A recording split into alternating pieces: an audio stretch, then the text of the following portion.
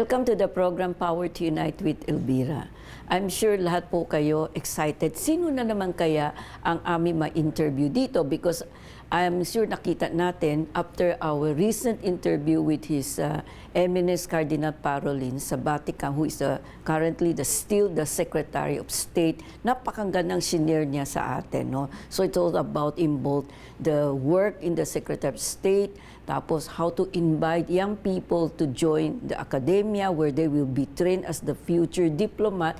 Kaya ngayon naman, itong tanging isa na Pilipino, we are so very proud of him kasi po, ang kanyang experience sa Secretary of State also kung saan siya na-assign will make our country proud.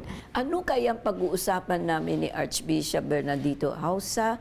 At bakit siya ang napili natin? Siya po ang subaybayan ninyo sa pagbabalik ng Power to Unite with Elvira.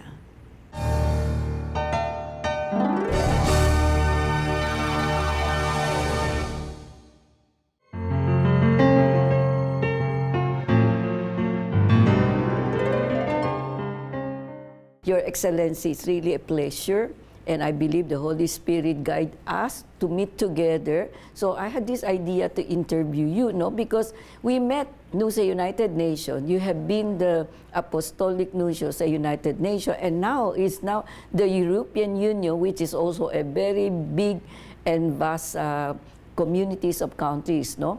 Ngayon, and you are also one of the first Filipino to be promoted to several positions, and I'm sure your very rich experience will lead us, to inspire more young Filipino, seminarian or student to join the academia. Because I believe, based on how I witness, the Filipino diplomat can contribute a lot to the Vatican. No? So, can you tell us who inspired you to become a priest before joining the academia, to become a diplomat for the Vatican?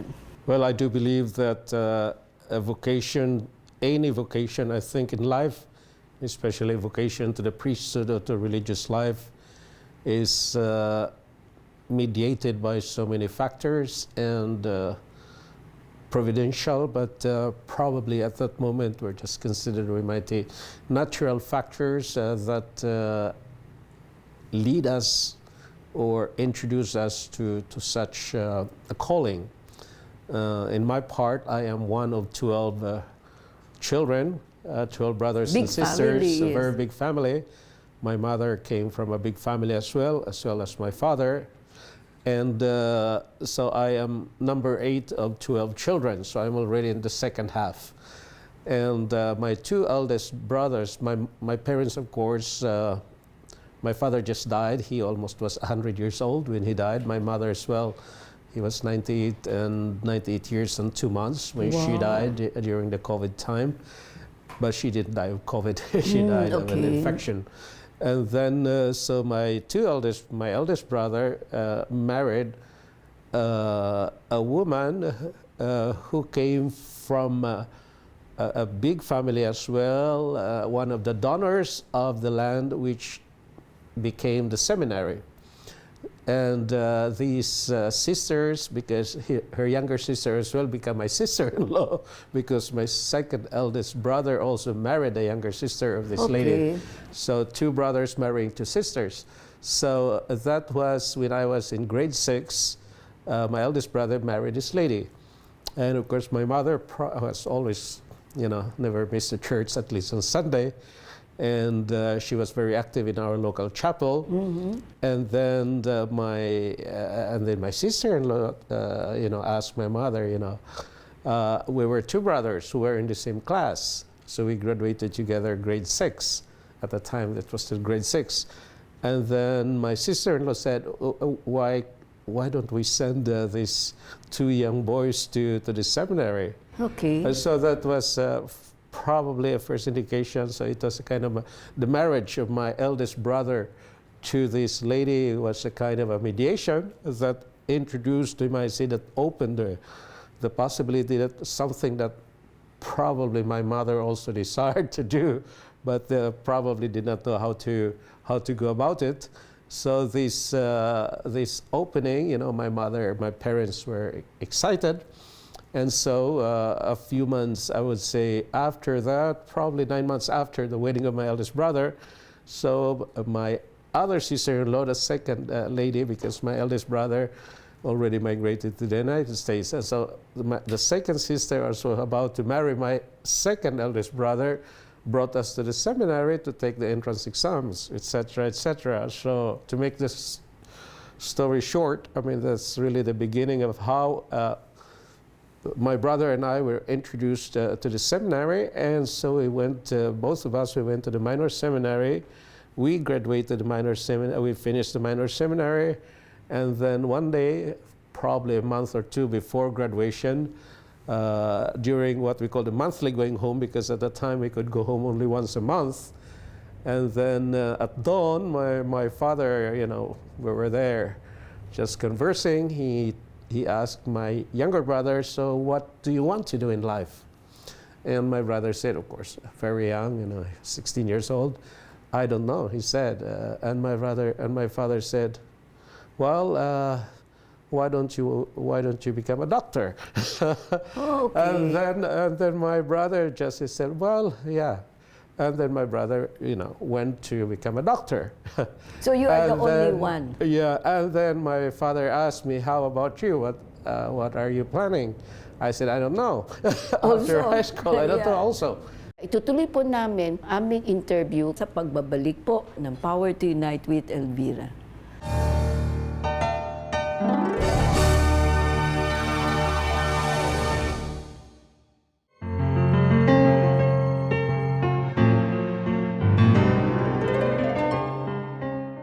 So, Your Excellency, but before we talk about your mission, what you have been doing, how did you come to know? Because I know you come from Bohol, right?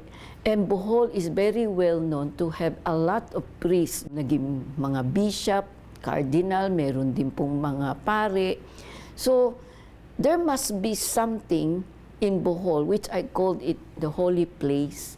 Kasi ang dami ninyo. The idea of becoming a priest really, for me, took a very long time to discern, to develop. The act of discernment is not a one-day discernment unless, you might say, that are very, very exceptional, extraordinary conversions, you might say. What I'm going to say that many of our calling is a very long process sometimes. And so when I was after high school graduation, so my parents went to the seminary for our graduation, and then our prefect and the seminary said, we would like to send Bernardito, your son, to the University of Santo Tomas in Manila. Okay. And my father said, no, we have no money because I have 6 children at the university. Okay.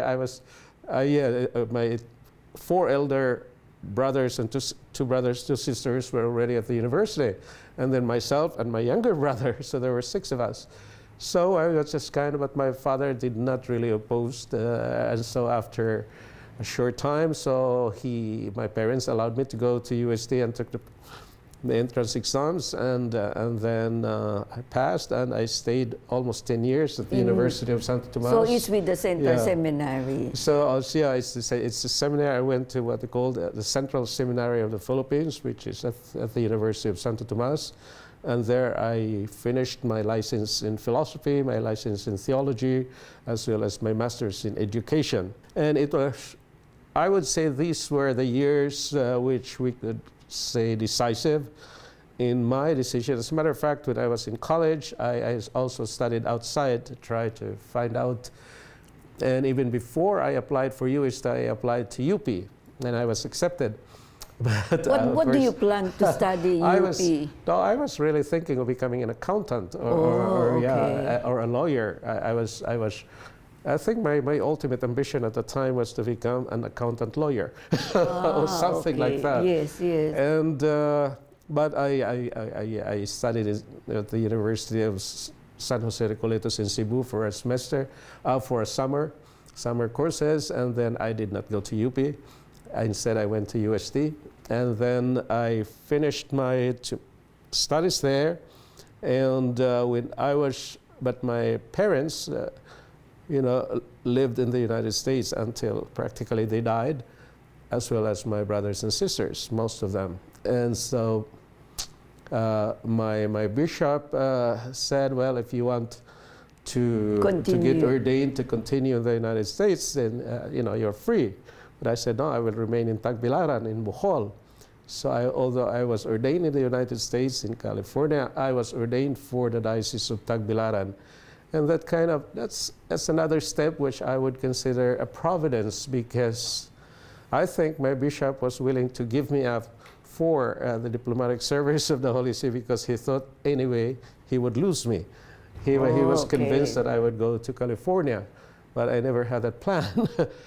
So he asked me to teach at the seminary in Tagbilaran, but then at the end of when I finished my licentiate in theology and my master's in education at UST, then he said, I changed my mind. I didn't know why. I said, okay. And then he said, I'll send you directly to Rome. He didn't tell me why. So when I arrived in Rome, the president of the diplomatic school of the Holy See of the Vatican, we call that the Pontifical Ecclesiastical Academy, came to visit me at the Filipino College in Rome, telling me that I had been recruited. So I did not even know that. So in a sense, it is a calling in a calling which I never even thought. I never ever thought that I would. Planned of yeah, anything. I didn't even know who the nuncios were. I had an idea of the nunciature because when we were at UST, when I was ordained deacon, or every year the Apostolic Nuncio would visit a UST, and he would practically almost every year he would either do some ordinations or the nuncio presides. Even now, the opening of the academic year, Yes. because UST is a pontifical Catholic university, and usually the nuncio represents the Pope, and so so I was kind of familiar with the figure of the nuncio, but I didn't know really what he was doing. And then I visited the nunciature only once until I was ordained. So I kind of, at the back of our mind, of course, once we are ordained, we always make it, I think all priests has that fundamental principle that, as much as possible, we have to accept. We don't question the decision of our bishops. Be obedient. You have to be obedient. Our obedience, although we are not religious, we call it a promise to be obedient to the bishop. So when my bishop did not even consult me. He just said, you go to Rome. And I said, okay, anyway, I want to finish my studies to have a doctorate and to be able to teach, I say. We will continue our beautiful conversation sa pagbabalik po ng Power to Unite with Elvira.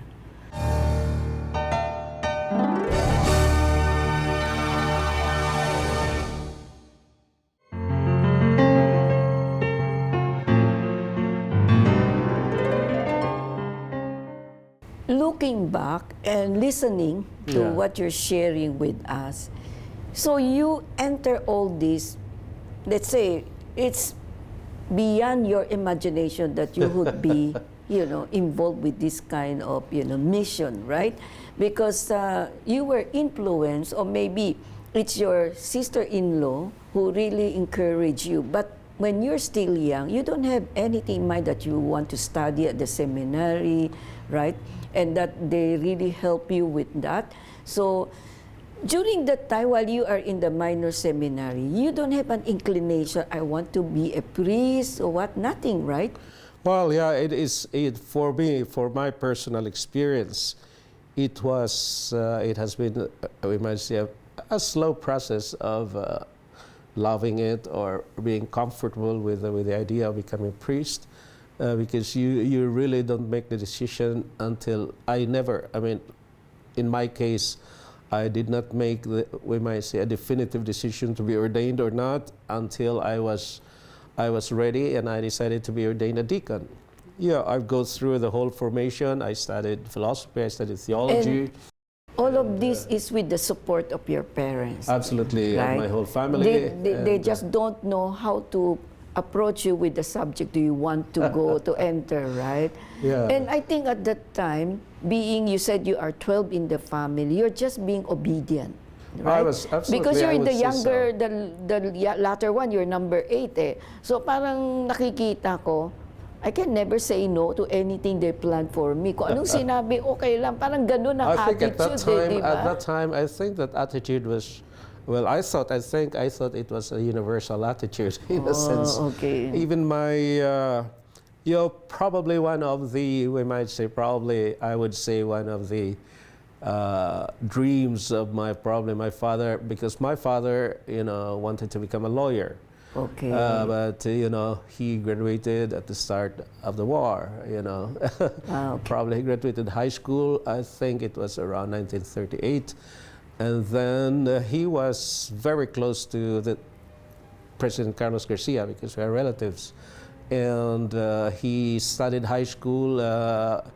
And he lived with the family of President Garcia when President Garcia was governor of Bohol, and then later became senator. And then the war broke, and my father and my mother's family as well, they were in the forest until 1943, more or less. And so when they came out of hiding, towards already when we might see the Japanese soldiers already kind of retreated from Bohol, because there was a huge presence in the Leyte Bohol of the Japanese soldiers of the Japanese army, and they were very, very, very present there. And my family, they were not yet married at the time. Okay. So they hid in the forests, and then they married in January 1945. So my parents actually lived together 76 years of marriage. Wow. Yeah. And how many boys? Because you're 12. Yeah. How many boys do you have? Your brothers? 9 boys and 3 girls. Wow. Yeah. So 3 boys and then 2 girls and then 6 boys and a girl. If you happen to belong to a Chinese family, they would really love it because they need boys, So I'm sure your dad is very. I know, yeah. But I think I'm. According to my DNA, I'm 67% Chinese.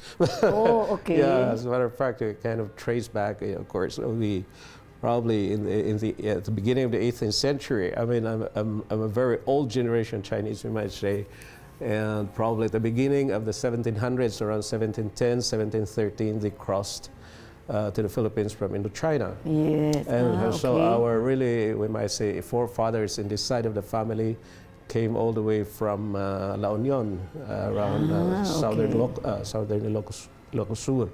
And then, across the centuries, they migrated all the way down to Batangas, and then to Leyte, and finally to Bohol.